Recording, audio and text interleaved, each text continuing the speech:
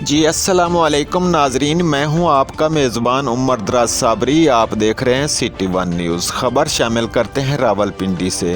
Ambreen school डोक सैदा रावलपिंडी में आज महफ़िल मिलाद मुस्तफ़ा सल्लल्लाहु अलैहि वसल्लम का अम्बरीन इंतज़ामिया ने एहतमाम किया, जिसमें स्कूल के बच्चों ने नात ख़्वानी की और आप सल्लल्लाहु अलैहि वसल्लम के हजूर नजराने अकीदत पेश किया।